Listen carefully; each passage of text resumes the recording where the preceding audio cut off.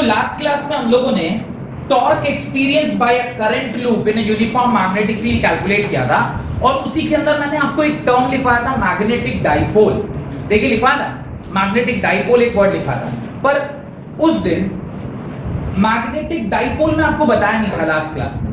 Magnetic dipole का ना कोई डेरिवेशन कराया ना मैग्नेटिक डाइपोल वर्ड यूज किया, क्योंकि जो हम लोग लास्ट क्लास में पढ़े थे उसके अंदर मैग्नेटिक डाइपोल का एक्सप्रेशन अभी तक नहीं बन पाया।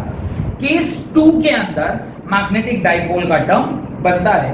तो केस 1 ऑलरेडी हम लोग लिख चुके हैं, जहां पे angle between the velocity angle between the electric magnetic field and angle between the current carrying wire is 90 degree.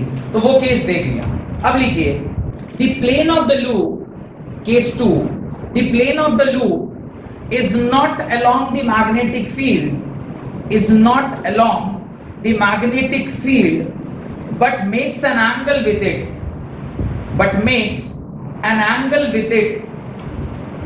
The magnetic field, the plane of loop is not along the magnetic field, but makes an angle with it. वो कुछ एक angle बना रहे हैं। तो वापस से last class में मैंने जो डायग्राम बनाया था उसे फिर से एक बार और बना रहा हूं, इन ऑर्डर कि आप वापस से समझ पाए कि क्या हुआ था।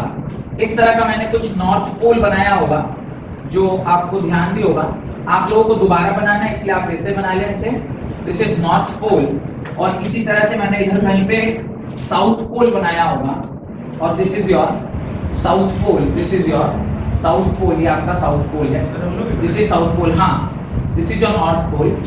यहाँ पे जो वायर था वो लास्ट क्लास में जो मैंने वायर बनाया था उसकी केस में क्या हुआ था, जो वायर था वो पूरा यहाँ से इसके परपेंडिकुलर था, पर दिस टाइम जो वायर है वो एक एंगल बना रहा है। तो अभी एंगल मैं 3D में भी बनाऊंगा तो बनेगा तो ये ऐसा ही, पर अभी मैं एंगल दिखाऊंगा आपको कि वो एंगल कैसा बना होगा। ये मैग्नेटिक फील्ड इधर है, और ये जो पर्टिकुलर लूप का डायरेक्शन है, जो एरिया वेक्टर है, उसको मैं m से दिखा रहा हूं, वो इस प्रकार से। तो this is the direction of magnetic field and m shows the direction of that particular plane। मैंने जो भी फोटो बनाया, अगर मैं इसे आपको कॉपी की मदद से दिखाऊं तो ये कुछ इस तरीके से, ये ऐसे लूप मैंने ऐसे बनाया है, जो देख के वहां नहीं पता चलेगा क्योंकि वो 2D डायग्राम है, पर एक्चुअली लास्ट क्लास में लूप ऐसे बनाया था, आज लूप ऐसे बनाए हैं। मैग्नेटिक फील्ड किधर है? Magnetic field is from this side to this side, पर इसका जो लूप का एरिया है इसके साथ उसका एंगल कितना बन रहा है? Theta degree. तो ये आपका मैग्नेटिक फील्ड एंड इसके लूप के साथ ये एंगल कितना बन रहा है? Theta degree. इस तरीके का हमने केस ले रखा है, और वहां पे क्या था? 90 डिग्री था, यहाँ पे क्या है? थीटा डिग्री है, और वो थीटा डिग्री के साथ फिर हम लोग पूरा डेरिवेशन करके देखेंगे कि when the angle is not equal to 90 degree, तो ये जनरल एक्सप्रेशन हो जाएगा। जनरल एक्सप्रेशन होगा, उसी में थीटा की वैल्यू आप 90 रख दीजिएगा तो मैक्सिमम टॉर्क आपको निकल के आ जाएगा। तो लिखना स्टार्ट करिए। एंगल बिटवीन द फील्ड, ये डायग्राम के नीचे लिखेगा, angle between the field and the normal to the coil is theta, and the normal to the coil is theta।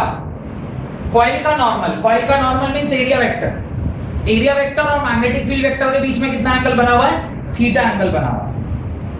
Force on BC and DA, force on BC and DA, BC किसको बोल रहे हैं?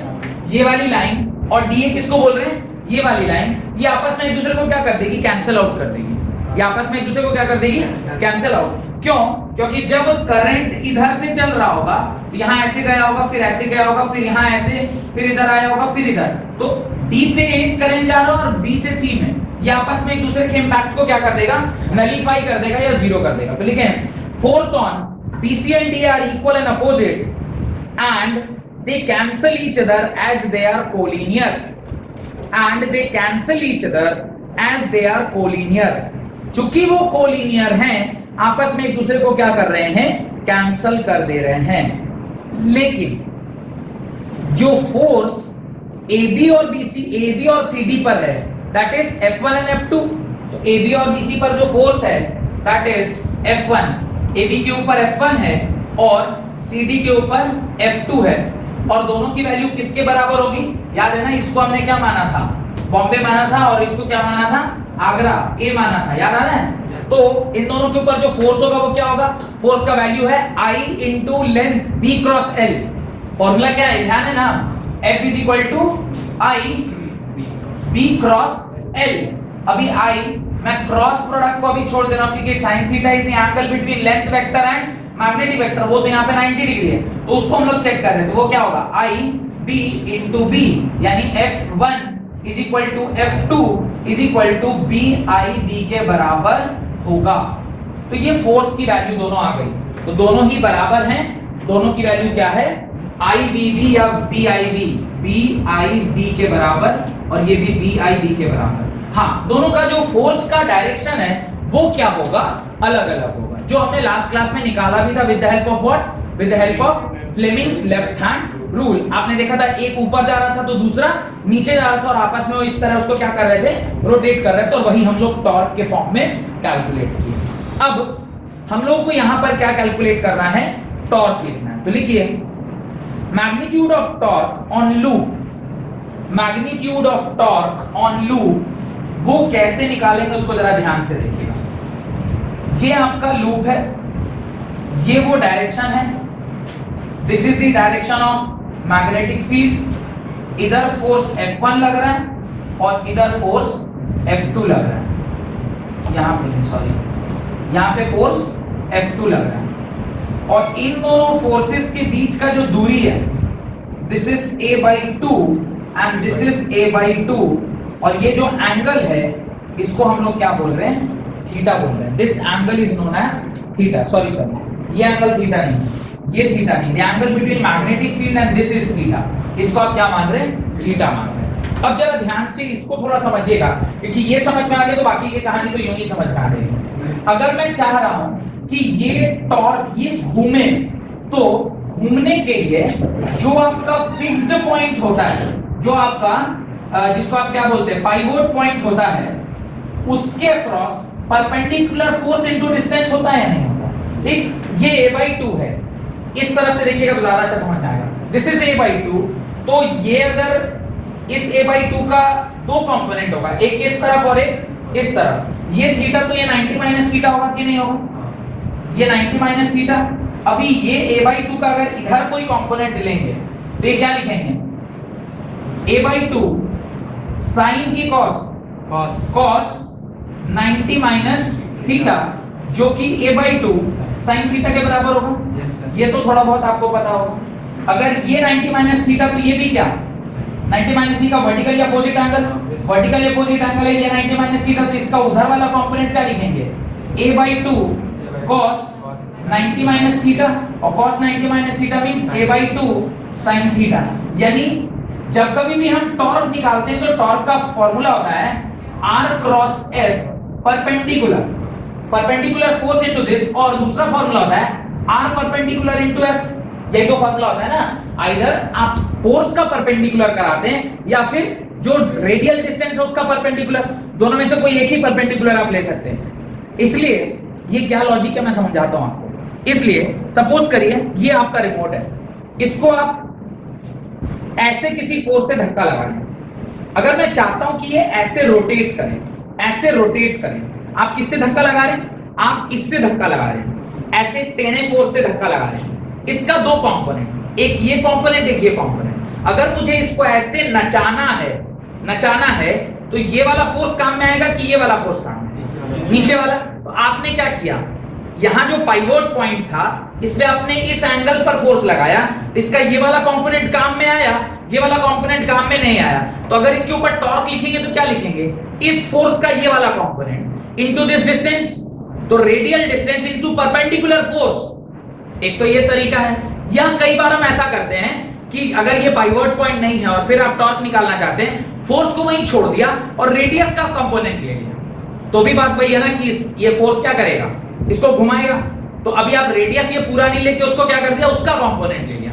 चाहे आप radius का component लीजिए या force का कंपोनेंट लीजिए, टॉर्क दोनों के केस में क्या आता है? बराबर आता है। यहां पे हमने रेडियस का कंपोनेंट लिया है, रेडियल डिस्टेंस का कंपोनेंट लिया, फोर्स को ऐसे ही छोड़ दिया। तो रेडियल डिस्टेंस का चूंकि कंपोनेंट लिया है, तो अभी हम लोग क्या फॉर्मूला यूज कर रहे हैं? r परपेंडिकुलर क्रॉस है, तो टॉर्क क्या लिखेंगे? अब टॉर्क दो हो जाएंगे ना, ये भी इधर घुमा रहा है और ये भी इधर ही घुमा रहा है, तो एक होगा F1 into a/2 sine theta, और दूसरा क्या होगा F2 into a/2 sine theta. इस वाली लाइन में किसी को कोई दिक्कत है तो बताइए। नहीं, अब इसको जरा सॉल्व कर दें। मैं F1 और F2 चूंकि दोनों बराबर है, इसको कंबाइनली F लिख दूं। दोनों बराबर है ना, आप दोनों की जगह पे क्या लिख दिए, F लिख दिए। अगर आपने दोनों की जगह F लिखा है तो आप यहाँ क्या लिखेंगे, F a/2 sine theta plus F a/2 sine theta. बिना और फर्दर एक आध लाइन ऐड करते हो आप सिंपल लिखिए a/2 क्या हो जाएगा, कंप्लीट ए हो जाएगा। तो आप यहाँ क्या लिखोगे, F a साइन थीटा लिखोगे, नहीं लिखोगे, ये क्या हो गया F a sine theta. Torque is F a sine theta. अब आप F की वैल्यू वहां पे क्या कर दो, सब्स्टिट्यूट कर दो। F की वैल्यू जब आप वहां सब्स्टिट्यूट करोगे, इसमें आप F की वैल्यू क्या करोगे, सब्स्टिट्यूट, तो टॉर्क इज इक्वल टू क्या हो जाएगा, F कितना है, BI B into A into sine theta. Torque is equal to BI A into B, क्या रिटर्न है एरिया और नॉट, इसको एरिया लिख सकते हैं। Torque is equal to BI A sine theta. अच्छा, ये एक टर्न है या बहुत सारे टर्न है, एक टर्न है। अगर बहुत सारे होंगे तो कैपिटल N से मल्टीप्लाई करना होगा ना। This is only for one turn, एक number of turns, multiple terms for n number of turns, n number of turns. जब आप इसको लिखेंगे तो क्या लिखेंगे, torque is equal to B N A sine theta. अरे नाम है ना, बीना आंटी रहती ना अगल बगल में, याद रखने में आसान हो जाएगा। फोर्स इज इक्वल टू बिल और टॉर्क इज इक्वल टू बीना, ये दो वर्ड याद रखिएगा। फोर्स बिल BIL याद कराए थे, और टॉर्क बीना साइन थीटा। बीना आंटी किसी न किसी का नाम रहता ही अपने अगल बगल में, बीना साइन थीटा। टॉर्क क्या होता है, बीना साइन थीटा। अब ये जो बीना वर्ड है, यहां अभी तक भी मैंने आपको मैग्नेटिक मोमेंट के बारे में कुछ भी नहीं बताया। What is magnetic moment, magnetic moment जो है वो, इसमें से कुछ चीजें हम बाहर निकालते हैं, ध्यान से देखिएगा। ये NIA इसको एक जगह पर लिख रहा हूं, और ये B sin थीटा को एक जगह पे लिख रहा हूं, ध्यान से देखिएगा। टॉर्क में NIA को एक तरफ कर लिया और B sin थीटा को एक जगह कर लिया।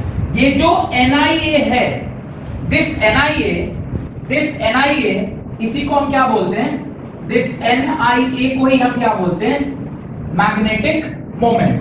तो मैग्नेटिक मोमेंट को कैपिटल M से डिनोट करते हैं, वो किसके बराबर होता है, number of turns into current into area. ये मैग्नेटिक मोमेंट है। तो क्या मैं अगली लाइन में ध्यान से देखिए क्या लिख सकता हूं, mb sin थीटा लिख सकता हूं, और जब a vector into b vector into sin theta, तो torque can be written as m cross b। Torque का एक और फार्मूला होता है in terms of magnetic moment, m cross b। दिखाई दे रहा है, ये दिखाई दे रहा है, नीचे लिखा हुआ है torque is equal to m cross b। ये कैसे आया, मेरे ख्याल से सबको समझ में आ गया होगा। इस पूरे डेरिवेशन को आप अपनी कॉपी में लिखें। यहां तक आपने लिख लिया होगा, torque is equal to m cross b, where m is what, magnetic dipole. लिखें, एक सवाल लिखें उसके नीचे, अब current a circular coil of 20 turns, a circular coil of 20 turns, a circular coil of 20 turns and radius 10 centimeter carries a current of 5 ampere, carries a current of 5 ampere, carries a current of 5 ampere. A circular coil of 20 turns carries a current of 5 ampere, full stop. It is placed in a uniform magnetic field. It is placed in a uniform magnetic field of 0.10 Tesla, of 0.10 Tesla. Find the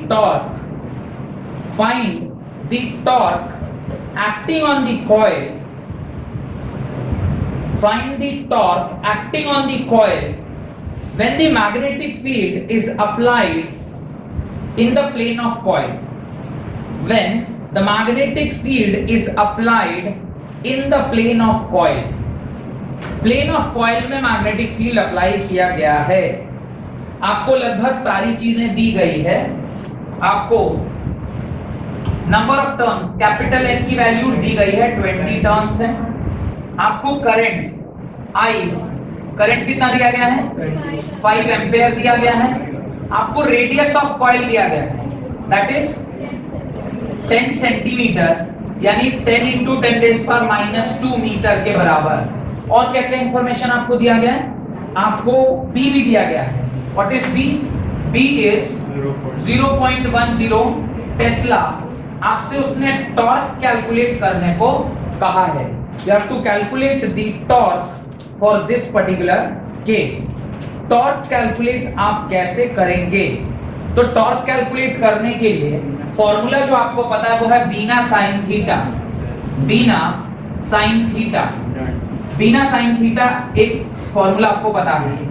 अब यहां पर जो area है ये तो आपको radius दिया हुआ है, तो एरिया निकालने के लिए आपको क्या करना पड़ेगा, pi r square. Pi r square means 3.14 into r that is 10 into 10⁻² का होल स्क्वायर। इसको सॉल्व करिएगा, जो आएगा उसको आप एरिया में पुट करेंगे। और नेक्स्ट हमारे पास जो अननोन है दैट इज थीटा। उसने खुद ही बताया कि मैग्नेटिक फील्ड जिस दिशा में है वो और जो डायरेक्शन ऑफ दैट पर्टिकुलर वो है दोनों क्या है 90 डिग्री है। नहीं, in the plane of current carrying loop. तो करंट कैरिंग लूप के प्लेन में तो करंट किधर होगा, इधर होगा, यानी करंट का डायरेक्शन इधर और मैग्नेटिक फील्ड का डायरेक्शन इधर। थीटा कितना होगा 90 डिग्री। तो थीटा आपको वो स्टेटमेंट के फॉर्म में 90 डिग्री दिया गया है। टॉर्क में सारी वैल्यूज को आप पुट कर दिए इंक्लूडिंग द साइन ऑफ 90। जो वैल्यू आएगा that will be equal to 0.314 newton metre. 0.314 newton metre will be the value of torque for this particular question. Done? Sir एक बार वो बता दीजिए क्या चीज? जो जिसके ऊपर पूरा डेरिवेशन केस 1 का है वही लिखा है इन the plane.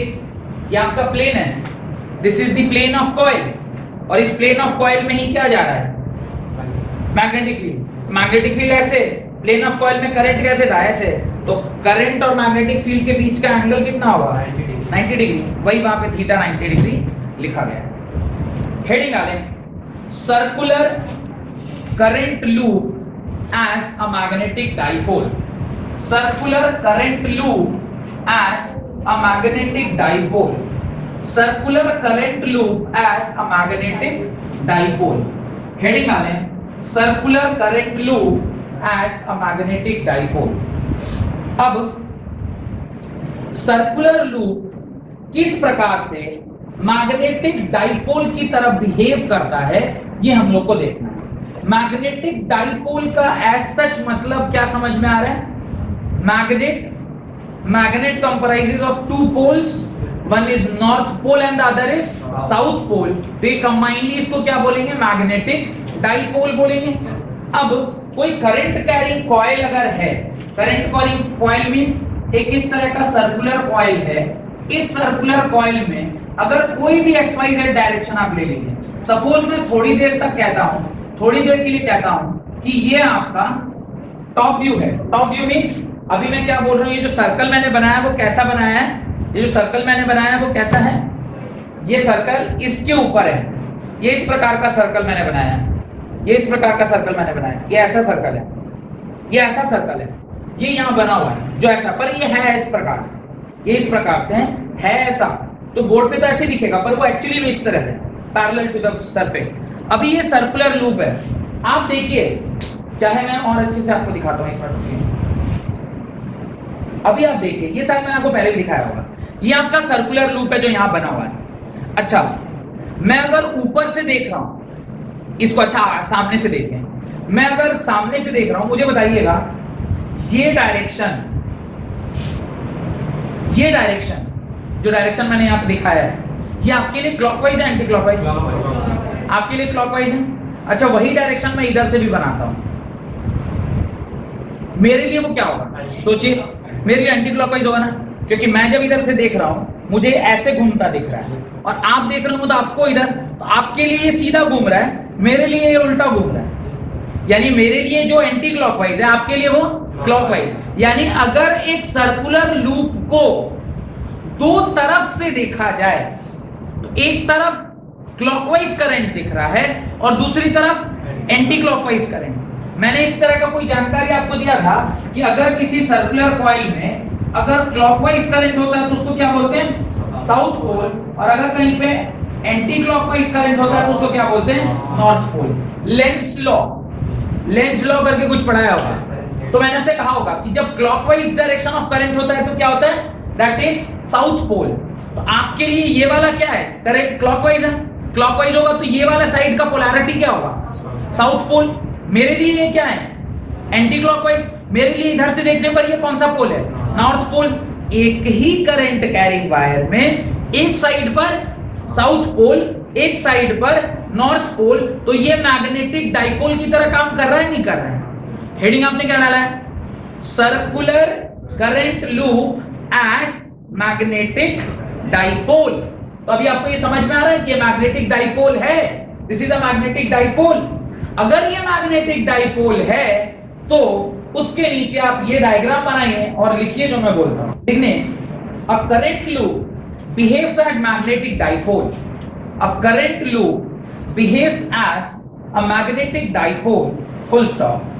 If we look the current loop, current carrying loop from one side, if we look at the current carrying loop from one side and the current is in anti-clockwise direction, if we look on the current carrying loop from one side, if the current in the loop is anti-clockwise, that side will behave as north pole, that side will behave as north pole. Whereas from the opposite side,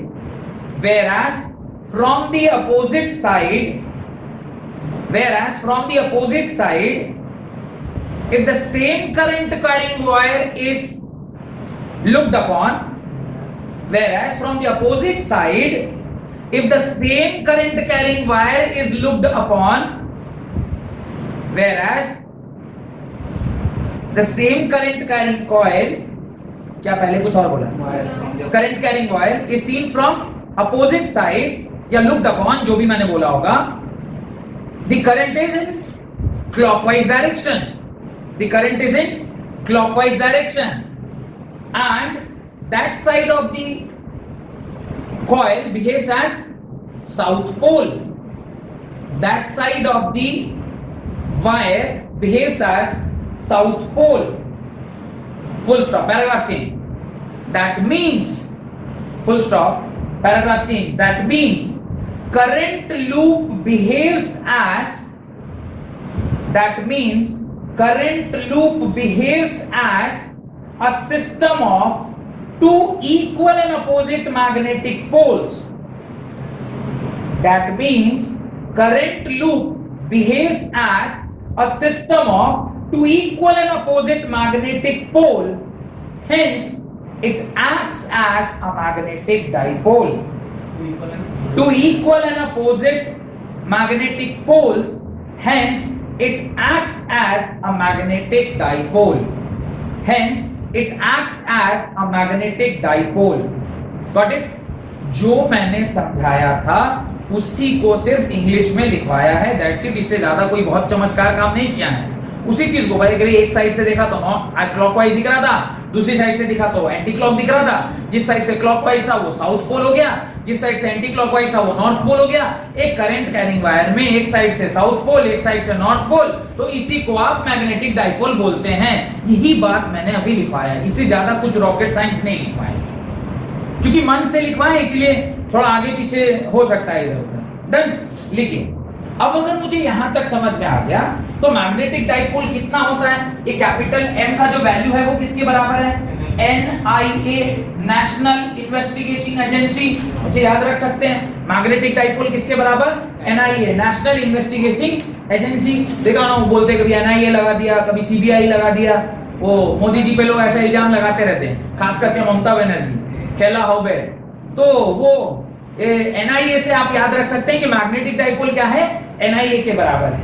अब ये जो NIA है, ये इसका full form क्या, N is number of turns, I is current flowing in the circuit, and A is the cross sectional area. तो उसके नीचे खाली फटफट लिख दीजिए M is magnetic dipole, N is number of turns, I is current carrying the coil, and A is area of cross section. Area of cross section. Done. अब मुझे बताइए कि किसी भी करंट कैरिंग कॉइल पर किसी एक पॉइंट पर, खास करके उसके सेंटर के ऊपर जब हम बात करते हैं तो, या किसी दूरी पर भी अगर हम बात करते हैं तो मैग्नेटिक फील्ड का एक्सप्रेशन हमने क्या लिखा था? मान लीजिए सेंटर से, याद है वो रिंग के ऊपर कराया था, ये रिंग है यहां से कुछ दूरी पर, तो उसका एक्सप्रेशन क्या लिखा था? उसका एक्सप्रेशन लिखा था B is equal to mu naught, B is equal to mu naught I R square by, ये थोड़ा ऊपर ही लिख रहे हैं क्योंकि उसका एक केस लिया था, याद है, where x is very very very small then, तो उसके ऊपर का एक्सप्रेशन है 2 times x square plus r square के पावर 3/2। इस तरह का एक एक्सप्रेशन आपने लिखा था, याद आ रहा होगा, इसका डेरिवेशन भी हम लोगों ने किया था। अब ये x r is what? Radius of that circular loop। r क्या है? r is radius of circular loop। ये सर्कुलर लूप का क्या है? रेडियस है। अभी x को अगर मैं बोलूं ये काफी बड़ा है r से, x माने x is the point at which you want to calculate the magnetic field, तो उसका अगर दूरी काफी बड़ा है r से, तो अब क्या करेंगे आप? r को नेग्लेक्ट करेंगे, r नेग्लेक्ट हो जाएगा। अगर ये पार्ट क्या हो गया? नेग्लेक्ट हो गया, तो अब जो b आएगा वो क्या आएगा? Mu naught i r square by twice of, ये 2 से 2 कैंसिल, x क्यूब लिखेंगे नहीं लिखेंगे बताइए? लिखेंगे इस तरह से। अब यहां पे आप क्या करेंगे? ये जो पर्टिकुलर एक्सप्रेशन है इसमें आप ऊपर नीचे पाई से क्या कर दीजिए? मल्टीप्लाई कर, नीचे भी पाई से मल्टीप्लाई करिए और ऊपर भी पाई से मल्टीप्लाई करिए। अब ये देखिए पाई आर स्क्वायर बन गया। पाई आर स्क्वायर क्या है? उस पर्टिकुलर सर्कल का एरिया है, तो mu not I A by 2 pi x cube हुआ कि नहीं इसका एक्सप्रेशन? ये सिंगल टर्न के लिए है, एक टर्न के लिए है ना, only for one turn. n number of turns के लिए होगा तो क्या हो जाएगा? n नंबर ऑफ टर्न्स के लिए होगा तो ये चीज किससे मल्टीप्लाई हो जाएगी? n नंबर ऑफ टर्न्स से, तो हो जाएगा mu naught n i a by 2 pi x cube. अरे NIA का टर्म आ गया, नेशनल इन्वेस्टिगेटिंग एजेंसी। NIA किसके बराबर? मैग्नेटिक मोमेंट या मैग्नेटिक डाइपोल के बराबर, तो B is equal to mu naught capital M by 2 pi x cube is the relationship between magnetic field and magnetic dipole। इसको आप अपनी कॉपी में लिखें, इसको आप अपनी कॉपी में लिखें। डन? यहां तक कोई दिक्कत? यहां तक कोई दिक्कत? कोई एक भी चीज जो डेरिवेशन में ना समझ में आई एक्सेप्ट दिस, ये आपको इसलिए नहीं समझ में आया था क्योंकि हमने पहले वाले डेरिवेशन से उठा के सीधे लिख दिया है, और इसका डेरिवेशन मैंने आपकी कॉपी में करवाया था, तो ये वहां से उठाया है, और उसके बाद तो बस 2-3 लाइन है उसमें आपका ये आ जाएगा। अगर ये सवाल आपसे 5 नंबर में पूछा गया, then you can not directly take this, then you have to derive this. क्या बोल रहा हूं समझ में? वैसे तो आपके इस बार ऑब्जेक्टिव है, तो ऑब्जेक्टिव में तो ऐसा पॉसिबिलिटी कम है, पर अगर बाई चांस ऐसा कोई सवाल आता है जिसमें अगर मान लीजिए कुछ डेरिवेशन से रिलेटेड है, तो ये वाला चीज आपको डिराइव करना पड़ेगा।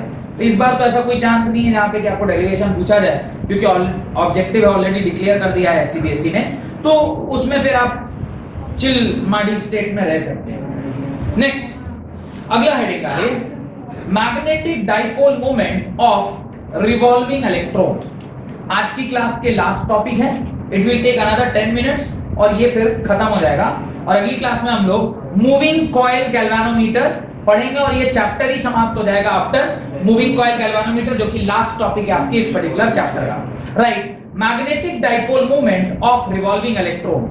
एक रिवॉल्विंग इलेक्ट्रॉन में मैग्नेटिक डाइपोल मोमेंट कहां से आता है? बहुत इजी सा कॉन्सेप्ट है और बहुत छोटा सा डेरिवेशन है, समझिएगा तो खुद से फटफट से आप लोग भी आसानी से इसको बता देंगे कि ये कैसे हुआ। लिखना स्टार्ट करिए। Right, an electron being a charged particle, an electron being a charged particle, an electron being a charged particle revolves around a circular orbit inside an atom revolves around a circular orbit inside an atom about the nucleus. About the nucleus. Full stop. Moving charge. Full stop देके लिखिएगा. Moving charge constitutes a current as well as magnetic field. Moving charge constitutes a current as well as magnetic field. Moving charge जो है वो current भी रखता है अपने पास और मैग्नेटिक फील्ड भी पोजेस करता है। ये हम लोगों ने इलेक्ट्रोस्टैटिक जब आपको पढ़ाया था तभी इस बारे में डिस्कस किया था कि इलेक्ट्रॉन की तीन ही अवस्थाएं हैं, या तो वो रुका हुआ है, या वो कांस्टेंट वेलोसिटी से चल रहा है, या वो एक्सीलरेटेड मोशन में। इफ इट इज रुका हुआ, इलेक्ट्रोस्टैटिक पार्ट में पढ़ते हैं जहां पे इलेक्ट्रिक फील्ड आता है। अगर वो चल रहा है तो फिर वो कांस्टेंट वेलोसिटी से चल रहा है तो वो करंट प्रोड्यूस करता है। अगर वो एक्सीलरेटेड मोशन में है तो करंट के साथ साथ वो मैग्नेटिक फील्ड भी प्रोड्यूस करता है। करंट कैरिंग वायर या इलेक्ट्रॉन जो है वो जब कभी भी किसी एटम में चलता है, मैक्सवेल ने ये बात हमें समझाई है कि जब कभी भी कोई इलेक्ट्रॉन किसी भी ऑर्बिट पर चल रहा होता है फिक्स्ड वेलोसिटी के साथ, वेलोसिटी उसकी क्या रहती है, एक पर्टिकुलर ऑर्बिट पे फिक्स रहती है। तो वेलोसिटी फिक्स नहीं रहती, एक्चुअली स्पीड फिक्स रहती है। वेलोसिटी तो हर क्षण चेंज कर रहा है, और वेलोसिटी चेंज करेगा तो change in velocity per unit time is acceleration. That means that electron is accelerating electron, और accelerating electron will always produce magnetic field. क्योंकि इलेक्ट्रॉन अगर एक्सीलरेटेड है मैग्नेटिक फील्ड प्रोड्यूस करे। यही बात वहां लिखा गया है। क्या बोल रहा है? Moving charge constitutes of current as well as magnetic field. मेरे ख्याल से अभी पूरा 11th क्लास और ये सब मिल गया, मैंने कांसेप्ट एक फ्लो में आ गया। ठीक, आगे लिखिए। If t is the time period of revolution, if capital T is the time period of revolution, किसके रिवॉल्यूशन का? इलेक्ट्रॉन के एक चक्कर काटने का जो समय है उसे अगर मैं कैपिटल T बोलूं, then current constituted by electron is given by, then current constituted by electron is given by I is equal to small e by t. I is equal to small e by t. यहां तक कोई दिक्कत नहीं। अब where is what? Is charge of electron. Charge of electron. Is charge of electron. अच्छा मुझे capital T is equal to 2 pi r by velocity लिखूं क्या? 2 pi r is what? Circumference of the circle. भाई जिस चक्कर में वो चक्कर काट रहा है, जिस सर्कल में वो चक्कर काट रहा है, चक्कर में चक्कर कैसे काटेगा? जिस सर्कल में वो चक्कर काट रहा है उस सर्कल का जो सर्कमफ्रेंस है वो 2 पाई है बाई वेलोसिटी, जिस स्पीड से वो घूम रहा है, that is constant. No, that velocity is constant, speed is constant, velocity is changing not because of the magnitude but because of the direction. Direction change हो रहा है, तो इसको मैं 2 पाई r बाई v लिख सकता हूं। अच्छा, इसको मैं इक्वेशन नंबर 2 मानता हूं, इसको इक्वेशन नंबर 1 मानता हूं, तो t की वैल्यू को उधर ले जाता हूं। i इज इक्वल टू क्या लिखेंगे? e by 2 pi r by v। इसको क्या लिखेंगे? ev बाई 2 पाई r लिखेंगे। Current is equal to ev by 2 pi r। यहां तक कोई दिक्कत है तो बताइए? नहीं। अब मैं मैग्नेटिक मोमेंट, अगला लिखिए, magnetic moment of revolving electron. Magnetic moment, इसको इक्वेशन नंबर 3 मान लीजिएगा। इसके नीचे लिखिएगा magnetic moment of revolving electron. Magnetic moment of revolving electron क्या होगा? m is equal to only i है, बिकॉज़ एक ही है ना, m की वैल्यू क्या है? एक ही सर्कुलर पाथ है, एक ही टर्न है, तो i है। अच्छा, ia मेरे पास मत आइए, ia means current into area. Current का वैल्यू आपको पता है क्या? Current is ev by 2 pi r into can I write pi r square.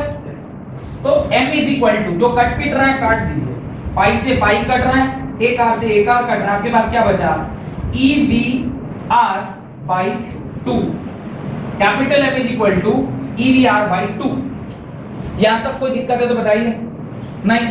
अब आप ऊपर नीचे मास ऑफ इलेक्ट्रॉन से मल्टीप्लाई करिए, क्या होगा उसको मैं बताता हूं। ऊपर नीचे आप क्या करिए, इसी एक्सप्रेशन में मास ऑफ इलेक्ट्रॉन से आप मल्टीप्लाई करिए और इस एक्सप्रेशन को दोबारा लिखिए। Capital M is equal to m, छोटा e को बाहर रख देते हैं, mass of electron into velocity into r by twice of mass of electron. इसको कैपिटल ई स्मॉल लिखिएगा। क्यों बोलिए? क्योंकि कैपिटल M हम किसको मान रहे हैं? मैग्नेटिक डाइपोल को मान रहे हैं। एमवीआर किसके बराबर होता है? Angular momentum. एंगुलर मोमेंटम ध्यान है, एंगुलर मोमेंटम किसके बराबर? एमवीआर के बराबर। तो उसके नीचे लिख दीजिए capital M is equal to E L by 2me। इसको भी डब्बे में बंद कीजिए। डन। और जब आप इसको विथ चार्ज यानी विथ साइन डालेंगे तो यहां पर क्या आएगा? एक नेगेटिव वैल्यू भी आएगा, क्योंकि इलेक्ट्रॉन का चार्ज है तो ये क्या होगा? नेगेटिव होगा। डन। लिखिए where MVR is equal to L, where MVR is equal to L, which is equal to angular momentum. MVR is equal to L is equal to angular momentum. वो angular momentum के बराबर है। And ये जो M by L का ratio है, exam में ये क्वेश्चन पूछा जा सकता ऑब्जेक्टिव में, M by L का रेशियो है, ये किसके बराबर हो जाएगा? Small e by twice of M के बराबर। ये तीनों क्या हो गए? कांस्टेंट हो गए, नहीं हो गए? तो m by l क्या हो गया? कांस्टेंट हो गया। m by l is equal to constant. ये जो मैग्नेटिक डाइपोल और एंगुलर मोमेंटम का रेशियो है, इसको हम लोग गायरोमैग्नेटिक रेशियो बोलते हैं। एग्जाम में ये क्वेश्चन 1 नंबर का आपसे ऑलरेडी पूछा जा चुका है। Define What is gyromagnetic ratio? तो अगर 1 नंबर में पूछा गया तो आपको क्या करना होगा? बस यहां से लेके यहां तक का डेरिवेशन और बताना होगा the ratio of magnetic dipole moment and angular momentum of electron is known as gyromagnetic ratio. लिखिए is constant and called as gyromagnetic ratio. Gyromagnetic ratio. अच्छा, do we know the charge of electron? क्या हमें charge of electron पता रहता है? 1.6 into 10⁻⁻19। क्या हमें मास of electron पता रहता है? 9.11 into 10⁻31। इसको सॉल्व करिएगा तो इसकी कुछ वैल्यू आएगी। लिखिए द गायरोमैग्नेटिक रेशियो का वैल्यू होता है 8.8 into 10⁻10। वैल्यू लिख लीजिएगा उसका। ये जो वैल्यू है वो किसके बराबर है? m by l is equal to 8.8 into 10⁻10 coulomb. 8.8 into 10⁻10 coulomb per KG for an electron. Coulomb per KG for an electron. तो ये coulomb per KG for an electron है। यहां तक कोई दिक्कत? यहीं तक आपको जानना था। अगली क्लास में मूविंग कॉइल गैल्वानोमीटर ऐसा एक टॉपिक हम लोग पढ़ेंगे जिसके अंदर मूविंग कॉइल गैल्वानोमीटर किस प्रकार से काम करता है और मूविंग कॉइल गैल्वानोमीटर को कैसे आप एमीटर या वोल्ट मीटर में कन्वर्ट करते हैं, ये आपको मैं अगली क्लास में सिखाऊंगा। बहुत बहुत धन्यवाद आज की क्लास पर।